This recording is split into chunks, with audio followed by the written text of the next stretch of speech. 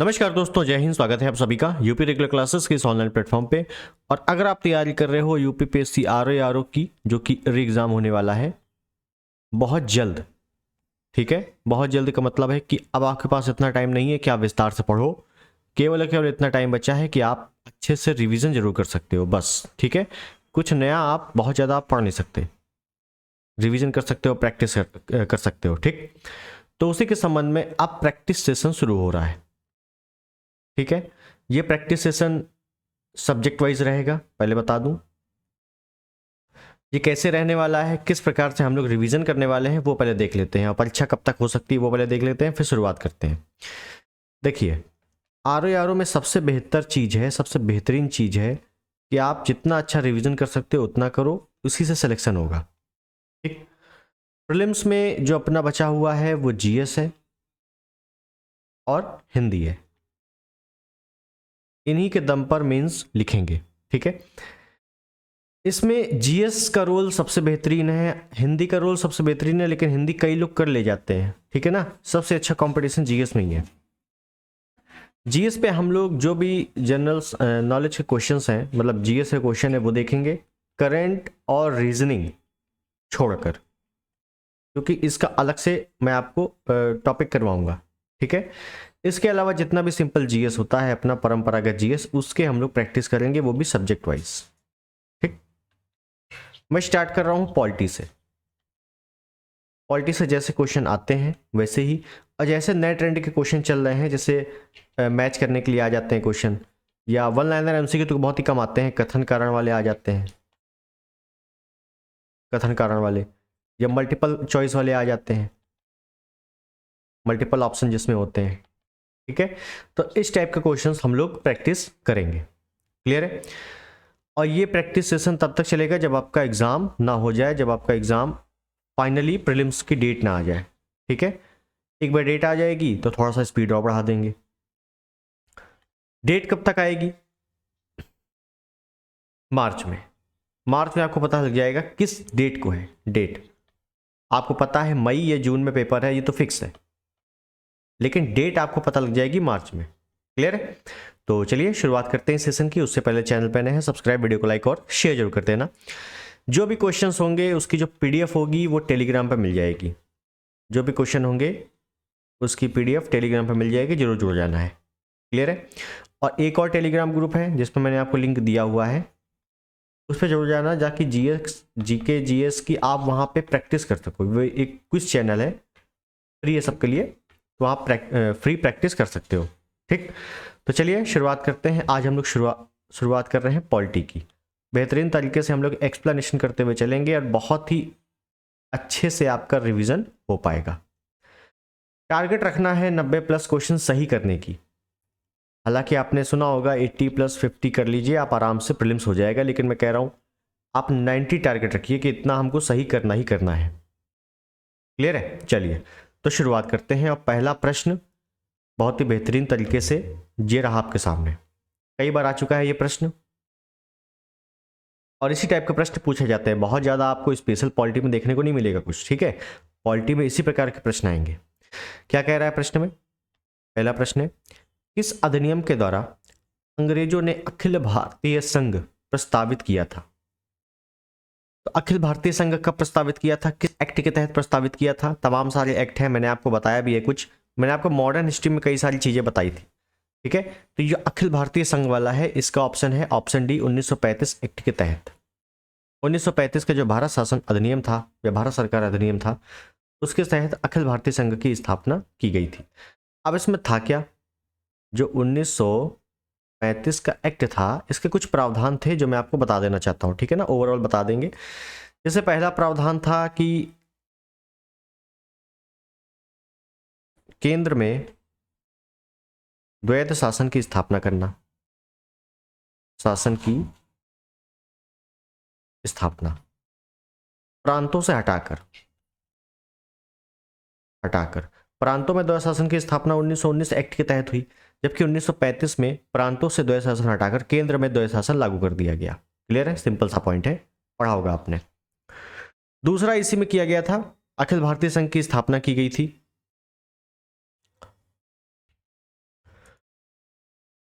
लिख देते हैं अखिल भारतीय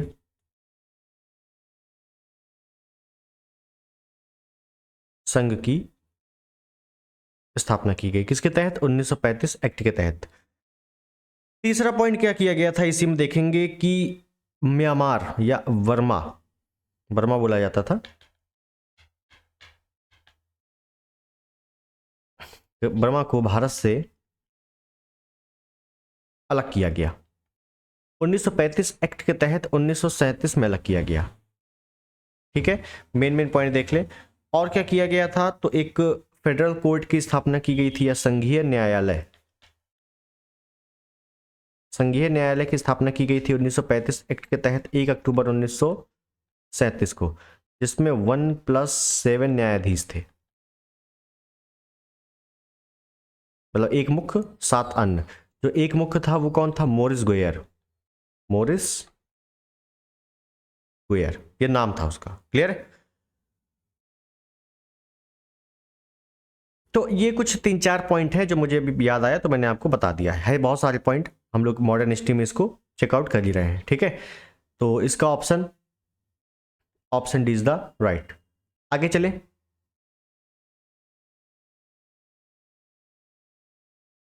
अगला प्रश्न, भारत सरकार अधिनियम 1919 आधारित था। तो भारत सरकार अधिनियम 1919 किस पर आधारित था? पार्लियामेंटी सुधार पर था, Montagu Chelmsford, Ramsay MacDonald, Nehru report. तो देखिएगा, पार्लियामेंटी सुधार ये कब आता है? ये 1909 में आता है। मॉन्टेग्यू चिम्सफोर्ड कब आता है? ये 1919 में आता है। रैमजे मैकडोनाल्ड अवार्ड या कम्युनल अवार्ड की स्थापना 16 अगस्त 1932 को होती है। नेहरू रिपोर्ट कब आती है? 1928 को। नेहरू रिपोर्ट के बारे में मैंने आपको मॉडर्न हिस्ट्री वाले पार्ट में बहुत अच्छे से विस्तार से बताया हुआ है, लेटेस्ट क्लास हुई है इसकी। ठीक है, तो नेहरू रिपोर्ट आपको शुरुआत से जाननी क्या है, कैसे, क्यों बनी थी, ये सब आप चेकआउट कर सकते हो। अभी जो 1919 का जो एक्ट है ये मॉन्टेग्यू चेम्सफोर्ड कहा जाता है, मॉन्टेग्यू चेम्सफोर्ड सुधार इसको कहा जाता है। तो इसमें क्या चीज़ है वो देखते हैं। तो देखिएगा, मैंने आपको 1919 का पूरा एक्ट विस्तार से बताया हुआ है ऑलरेडी। 1919 का एक्ट जो था मॉन्टेग्यू चेम्सफोर्ड, वो आप मॉडर्न हिस्ट्री में देख लेना। पॉलिटी वाले में मैंने नहीं बताया, लेकिन मॉडर्न हिस्ट्री में मैंने बताया हुआ है। क्या क्या प्रांत, क्या क्या इसमें किया गया है कि तो प्रांतों में द्वैध शासन लागू किया गया है, प्रांतों में द्वैध शासन लागू किया, शासन लागू किया।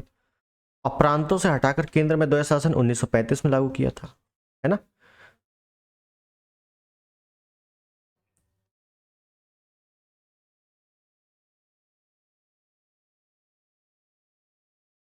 सांप्रदायिक निर्वाचन प्रणाली जो ऑलरेडी लागू है, इसका विस्तार किया गया था, इसी के तहत विस्तार किया गया था। विस्तार का मतलब है कि पहले मुस्लिमों के लिए था, फिर उसके बाद ईसाइयों को भी दे दिया गया, सिखों को भी दे दिया गया। जो भारतीय ईसाई सिख थे उनको भी निर्वाचन प्रणाली दे दी गई थी।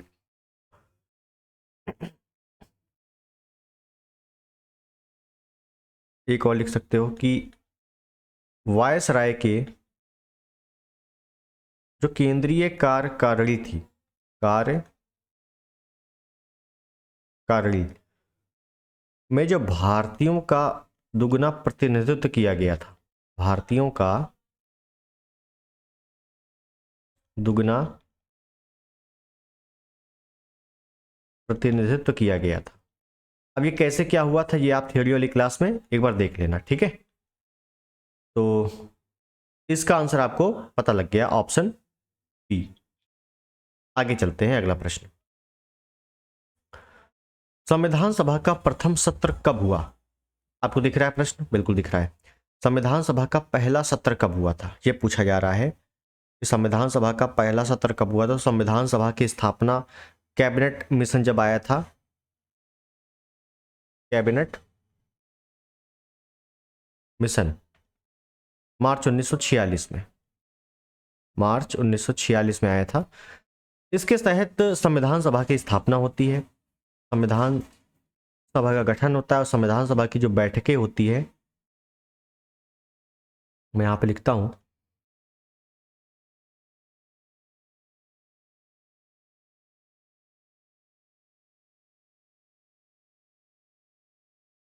संविधान सभा की बैठक,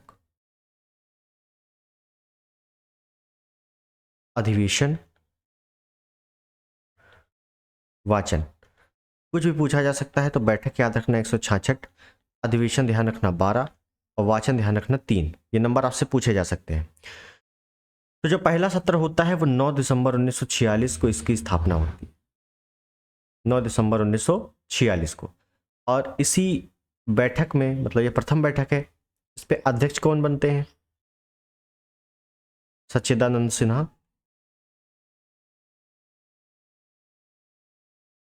जो कि एक अस्थायी अध्यक्ष थे, अस्थायी। फिर 11 दिसंबर 1946 को जब दूसरा अधिवेशन होता है या तीसरी बैठक होती है, तब इसे अध्यक्ष कौन बनते हैं? स्थायी अध्यक्ष बना दिए जाते हैं। कौन है वो? Doctor Rajendra Prasad, doctor Rajendra Prasad. ये क्या है? ये स्थायी है। इसके बाद जितने भी बनते हैं उस एकमात्र बनते हैं डॉक्टर राजेंद्र प्रसाद, अध्यक्ष थे। ठीक है, तो ये आपको ध्यान रखना है। संविधान सभा का प्रथम सत्र 9 दिसंबर 1946 से। क्लियर है? आगे चलते हैं। किस अधिनियम के द्वारा कलकत्ता में सुप्रीम कोर्ट की स्थापना की गई थी? ठीक है ना, सिंपल क्वेश्चन है और ये आता भी है क्वेश्चन कि कलकत्ता में सुप्रीम कोर्ट की स्थापना कब हुई थी, किस अधिवेशन के तहत हुई थी। इसका भी सन पूछ लेगा कब हुई थी, इतने इस पे न्यायाधीश थे, मुख्य कौन था, अन्य कौन थे, तमाम तरीके के क्वेश्चन पूछे जाते हैं। तो देखिएगा, कलकत्ता सुप्रीम कोर्ट की स्थापना रेगुलेटिंग एक्ट आता है 1973 में। ध्यान दीजिएगा।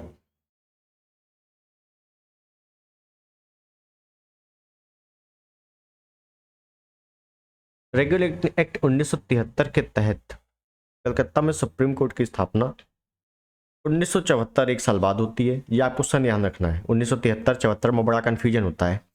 तो 1974 में स्थापना होती है और इस पे कितने होते हैं मुख्य, अन्य? तो 1+3 न्यायाधीश। मुख्य कौन है न्यायाधीश की? अगर हम यहां बात कर लें,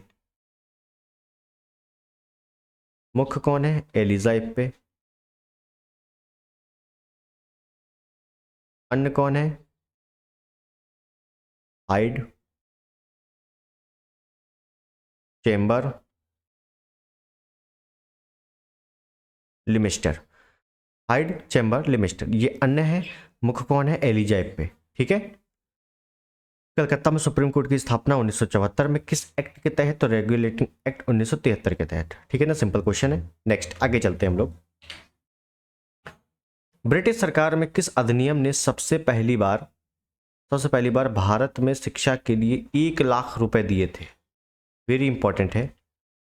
और जब संवैधानिक विकास आप पढ़ते हो पॉलिटी में, संवैधानिक विकास, तो उसमें ये वाला पार्ट बहुत आता है। जितने भी इंपॉर्टेंट एक्ट हुए हैं वो आपसे काफ़ी पूछे जाते हैं, चार्टर वगैरह। तो उसमें पूछा गया है कि किस एक्ट के तहत भारत में शिक्षा के लिए 1 लाख रुपए दिए गए थे, मतलब भारत की शिक्षा के लिए 1 लाख रुपए तय कर दिए गए थे बजट में। ये कब हुआ था? 1954 का जो वुड डिस्पैच एक्ट आया था उसके तहत, कि 13 वाला चार्टर, 53 वाला चार्टर, या 1892 वाला एक्ट के तहत पूछा गया आपसे। तो ध्यान देना है, ये आपका हुआ था 1913। 1913 का जो चार्टर, सॉरी 1813 का जो चार्टर अधिनियम था उसी के तहत 1 लाख रुपए दिए गए थे। अब यह हमें देखना है 1813 वाला था क्या। 1813 का जो चार्टर था, चार्टर एक्ट था, ये क्या था?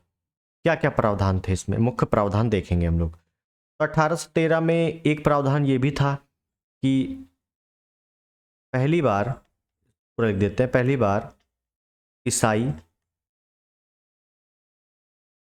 मिशनरियों को भारत में धर्म प्रचार की अनुमति मिली। तो ये भी आपसे कई बार क्वेश्चन आ चुका है कि पहली बार ईसाई मिशनरियों को भारत में धर्म प्रचार की अनुमति किस चार्टर एक्ट के तहत मिली थी? 1813। इसी के तहत जो ईसाई मिशनरी भारत आए थे ना, इन्होंने स्कूलों की स्थापना की थी जो आज भी चल रहे हैं अपने वो सेंट जोसेफ जो भी है ना, सुना होगा, बड़े बड़े शहरों में सेंट जोसेफ स्कूल है, वो सब ईसाइयों की तो है। आगे चलते हैं। दूसरा कि इस पे एक प्रावधान किया गया था, जैसे यही पूछा गया है कि भारतीयों की शिक्षा पर प्रति वर्ष, ऐसा नहीं कि 1 लाख दे दिया बस काम खत्म, प्रति वर्ष 1 लाख रुपए खर्च करने का उपबंध किया गया था। ठीक। तीसरा, इसमें एक और लिख लो कि कंपनी का एकाधिकार समाप्त हो गया। कंपनी का व्यापारिक एकाधिकार समाप्त किया, लेकिन चाय चीन का व्यापार बना रहा। चाय चीन का व्यापार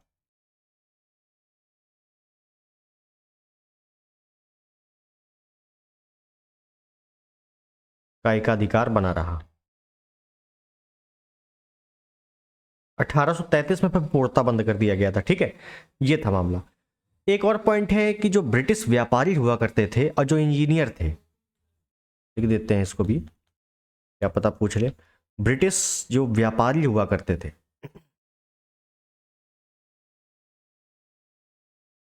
या जो इंजीनियर हुआ करते थे उस समय ब्रिटिश के, तो भारत आने में और बसने की अनुमति मिल गई। भारत पहले अनुमति नहीं थी, भारत आने प्लस बसने की अनुमति मिली। तो कैसे अनुमति मिली? इनको लाइसेंस लेना पड़ता था। क्या लेना पड़ता था? लाइसेंस, कि आप भारत में बसना चाहते हो, आप बसना चाहते हो। अब बसो, क्यों बसोगे भाई? व्यापारी हैं तो बिजनेस करेंगे, भारत सोने की चिड़िया है। तो लाइसेंस लेना है, किससे लाइसेंस लेंगे? ये तो बोर्ड ऑफ कंट्रोल से आप लाइसेंस लेंगे, उसके बाद आप बसेंगे। ये किस एक्ट के तहत या किस चार्टर एक्ट के तहत प्रावधान किया गया था? तो 1813 के तहत। ठीक है, तो ये 3-4 पॉइंट मैंने आपको बता दिए जो कि इंपॉर्टेंट थे, ये आपको याद रखने हैं। आगे चलते हैं, अगला प्रश्न। तो इसका प्रश्न का आपको उत्तर मिल गया होगा, 1813। क्लियर है? आगे चलते हैं। आगे क्या कह रहा है? निम्नलिखित में से कौन सा एक सही है? तो देखते हैं कौन सा सही है। तो इसमें पढ़ेंगे अच्छे से एक एक पॉइंट को, और इसी टाइप का क्वेश्चन आपको देखने को मिलेगा कि निम्नलिखित में से कौन सा सही है, कौन कौन सा सही है, 1-2 सही है कि 2-3 सही है कि सभी सही है, इस टाइप के क्वेश्चन मिलेंगे। तो पहला बोला है कि भारतीय संविधान में मूल अधिकारों को शामिल करने के लिए नेहरू रिपोर्ट 1928 ने समर्थन किया था। ठीक है, उसके बाद है भारत सरकार अधिनियम 1935 ने मूल अधिकारों को प्रशय दिया था। अगर इस प्रस्ताव 1940 में आया था, उसमें मूल अधिकार शामिल किए गए थे। क्रिप्स मिशन में मूल अधिकार शामिल किए गए थे। तो इसमें से आपको बताना है सही कौन सा है। तो सही आपका है ऑप्शन ए। क्या? नेहरू रिपोर्ट मोतीलाल नेहरू के द्वारा तैयार की गई थी 10 अगस्त 1928 को। इसको प्रस्तुत किया गया। इसमें 19 मौलिक अधिकारों को बात की गई थी। 19 मौलिक अधिकार देने की बात की गई थी जनता को। बाकी 1935 का हो गया, 1940, 1942 क्रिप्स मिशन, इनमें कहीं भी मौलिक अधिकारों की बात नहीं की गई थी। ये आपका एक इंपॉर्टेंट पॉइंट है। ठीक है, आपसे पूछा जाता है कि मौलिक अधिकारों की मांग किस में की गई थी? 1928 के नेहरू रिपोर्ट में थी या 1935 के भारत शासन अधिनियम में थी? तो 1935 का ये लोग टिक कर देते हैं, जबकि गलत है। 1935 में मौलिक अधिकारों की बात नहीं की गई थी। केवल ऑप्शन ए नेहरू रिपोर्ट ही सही है। नेहरू रिपोर्ट के बारे में मैंने आपको विस्तार बताया हुआ है, आप जाके चेकआउट कर लेना। आगे चलते हैं, अगला प्रश्न। ब्रिटिश संसद ने भारतीय स्वतंत्रता अधिनियम कब पारित किया था? भारतीय स्वतंत्रता अधिनियम कब पारित किया गया था? तो यहाँ से आपको डेट काफ़ी बार पूछी जाती है कि ब्रिटिश स्वतंत्रता अधिनियम ब्रिटिश संसद में पेश किया गया था। क्या है? ये है पेश किया गया था। पेश कब हुआ था? 4 जुलाई 1947 को। और यही पास कब हुआ? पास कब हुआ? 18 जुलाई 1947 को। 14 दिन में ये पास हो गया था। ठीक है, ये आप ध्यान रखना। पेश कब किया गया? 4 जुलाई 1947। अब पास कब हुआ? 18 जुलाई 1947। तो जुलाई 1947 ही है, पेश भी किया गया, पास भी हुआ। ठीक है, option C is the right. Simple question है, अच्छा क्वेश्चन है। आगे चलते हैं, अगला प्रश्न। पंडित जवाहरलाल नेहरू के नेतृत्व में अंतरिम सरकार का गठन कब हुआ था? वेरी इंपॉर्टेंट है। अंतरिम सरकार का गठन कब हुआ? हालांकि ये 2006 में आया है, लेकिन मैं आपको बता दूं 2022 का जो पीसीएस हुआ था उसमें भी सेम क्वेश्चन आया था। ठीक है, उसमें भी सेम क्वेश्चन आया था। तो अंतरिम सरकार का गठन कब हुआ? देखिए, दो चीज़ें यहाँ से पूछी जाती हैं। अंतरिम सरकार का गठन जब भी हुआ तो उसके अध्यक्ष कौन थे? पंडित जवाहरलाल नेहरू ही थे। ठीक है, पहली चीज। अंतरिम सरकार की घोषणा कब होती है? घोषणा कब होती है और गठन कब होता है? ये दो पॉइंट आपसे पूछे जाते हैं कि अंतरिम सरकार की घोषणा कब होती है, गठन कब होता है। तो घोषणा होती है 24 अगस्त 1946 को और गठन होता है 2 सितंबर 1946 को। ये दो पॉइंट आपको ध्यान रखने हैं यहाँ पे। तो आपसे क्या पूछा गया? गठन पूछा गया है 2 सितंबर 1946 को। Option C is the right.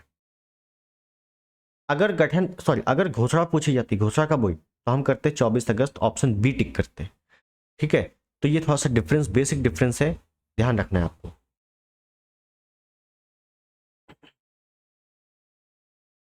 और इसमें एक और पॉइंट है, मुस्लिम लीग के पॉइंट पूछा जाता है आपसे, रुकिए मैं बता देता हूं। अंतरिम सरकार में प्रारंभ में मुस्लिम लीग शामिल नहीं थी। प्रारंभ में मुस्लिम लीग को शामिल नहीं किया गया था, मतलब नहीं हुए था मुस्लिम लीग शामिल।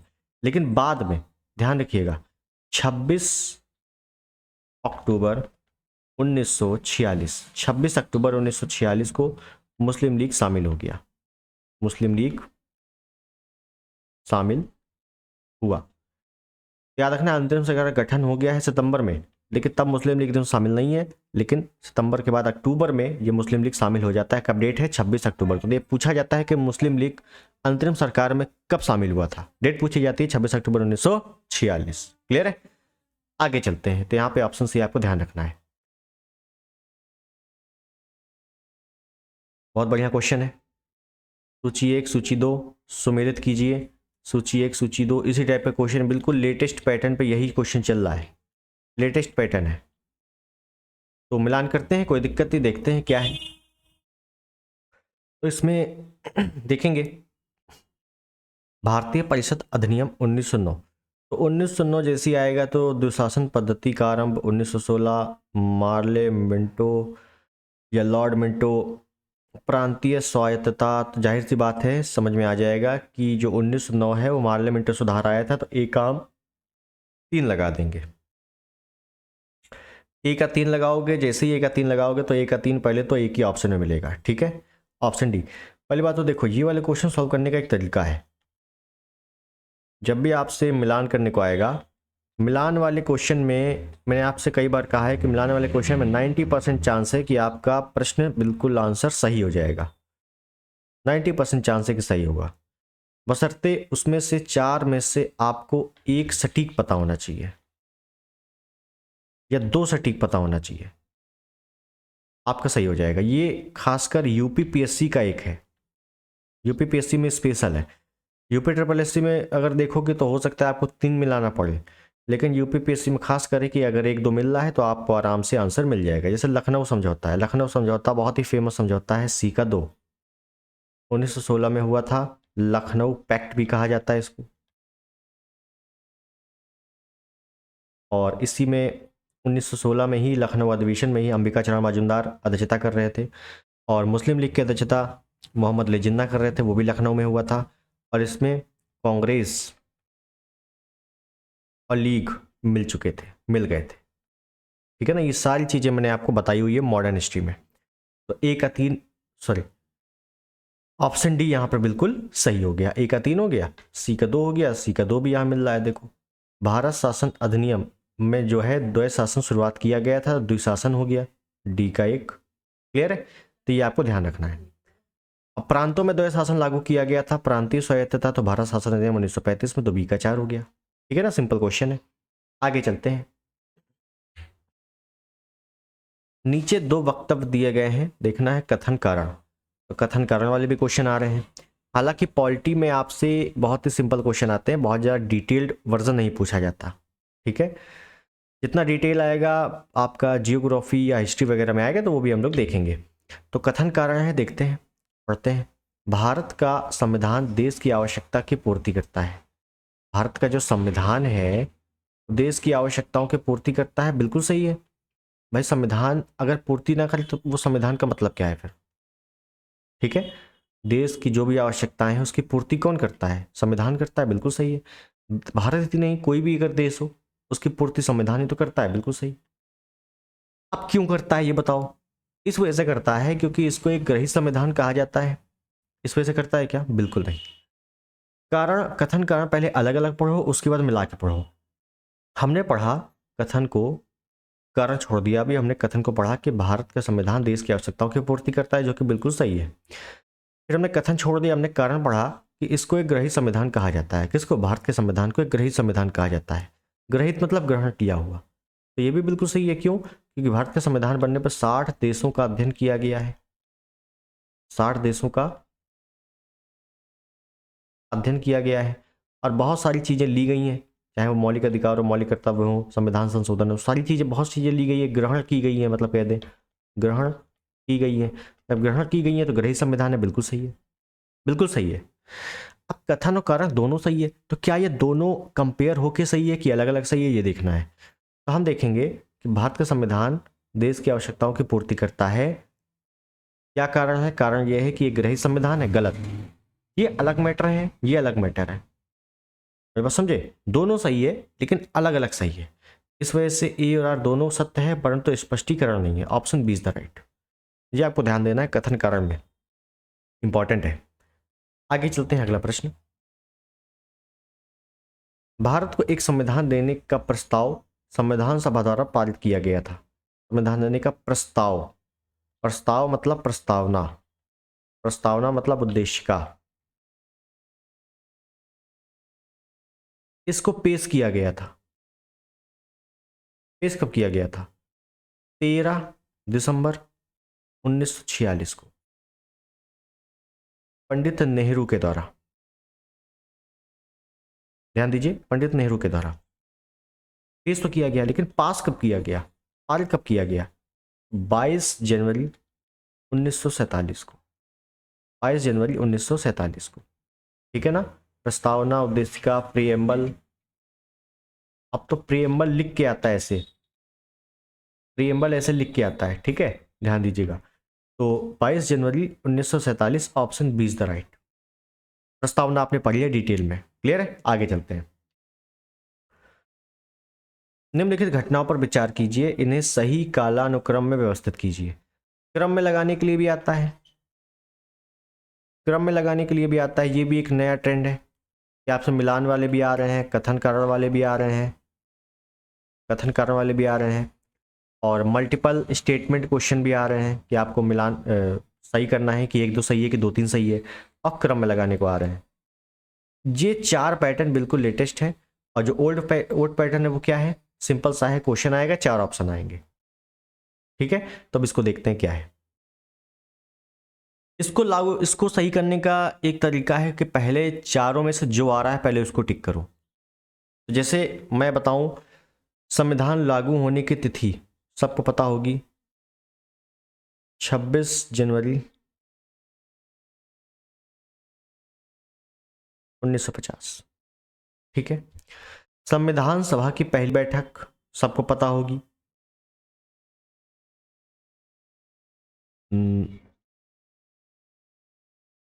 9 दिसंबर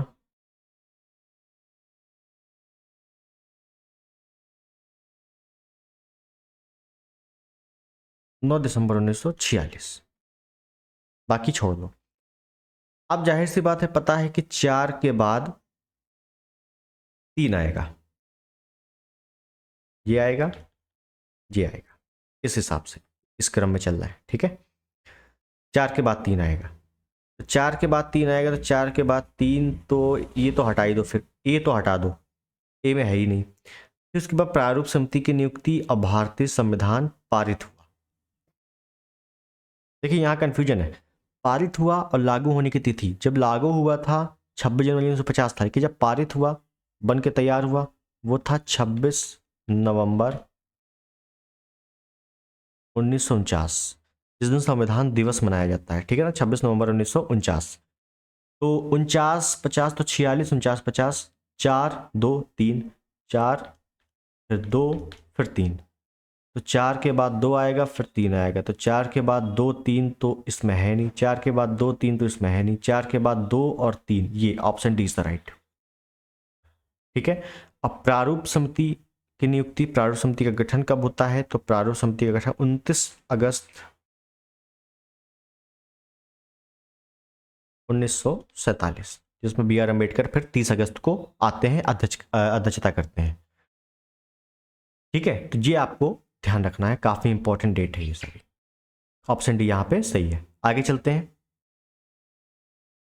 भारत की संविधान सभा का बैठक किया गया, संविधान सभा का गठन कब हुआ?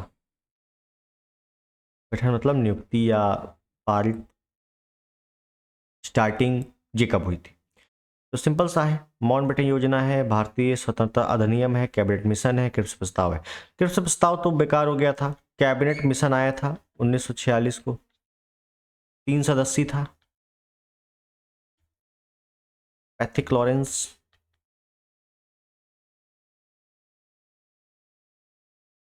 ए बी अलेक्जेंडर,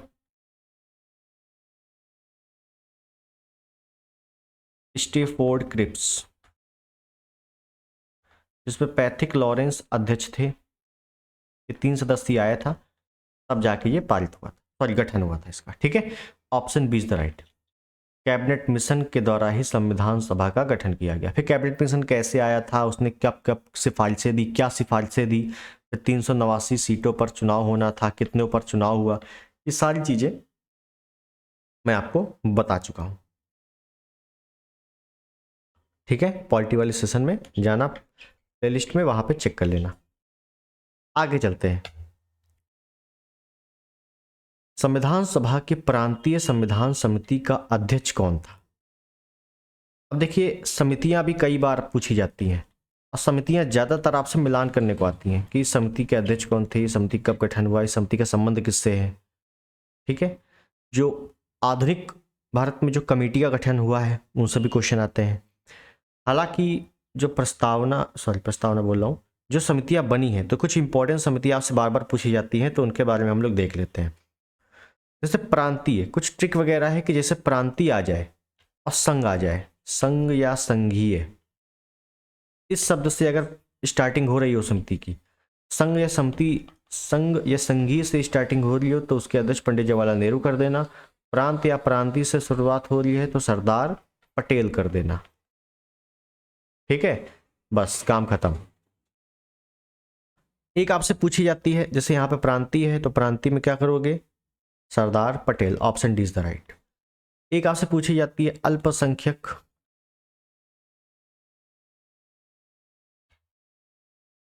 अधिकार, उसके बाद मौलिक अधिकार,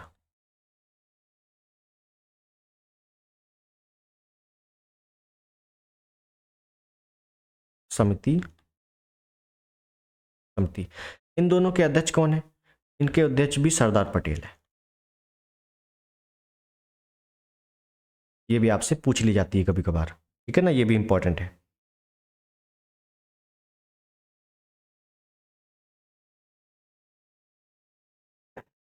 ठीक, और तमाम समितियां हैं, तो मैं आपको वो टेलीग्राम पे दे दूंगा, कई सारी समितियां हैं। टेलीग्राम पे जो इंपॉर्टेंट समिति होगी वो मैं आपको प्रोवाइड करवा दूंगा। ठीक है, उससे आप पढ़ लेना, रट लेना एक बार, टेलीग्राम पे जरूर जुड़ जाना। तो अगला प्रश्न, अगला प्रश्न, ओके अगला प्रश्न कोई नहीं है, अगला प्रश्न समाप्त है। टोटल 20 प्रश्न लिए थे हम लोगों ने और उसका एक्सप्लेनेशन करते करते काफ़ी सारे प्रश्न बन गए होंगे। ठीक है, तो ओवरऑल हम लोगों ने पॉलिटी का आज एक टाइप से प्रैक्टिस सेशन स्टार्ट किया है। कैसा लगा ज़रूर बताना। प्रश्न कैसे हैं, मेन चीज़ ये है प्रश्न कैसे हैं। मैंने प्रश्न ठीक ठीक मिक्स टाइप के प्रश्न लिए हैं कि इसमें मैच द फॉलोइंग हो या मल्टीपल चॉइस क्वेश्चन हो, कथन कारण वाले हो, तो हर प्रकार के मैंने प्रश्न को उठाया है पॉलिटी से। पॉलिटी स्टार्टिंग है, कोई दिक्कत नहीं है। पॉलिटी में सभी कुछ नहीं देखना, लेकिन जो जो इम्पोर्टेंट होगा, जो जो इम्पोर्टेंट होगा अपने रिवीजन के लिए, क्योंकि आप पढ़ चुके हो, अब रिवीजन करना है, तो रिवीजन के लिए जो जो इम्पोर्टेंट होगा वो मैं आपको करवाता रहूँगा। पॉलिटी स्टार्ट कर दी है, इसके बाद जैसे हिस्ट्री है, हिस्ट्री में तीनों पार्ट अलग अलग, मॉडर्न हिस्ट्री चली रही है अभी।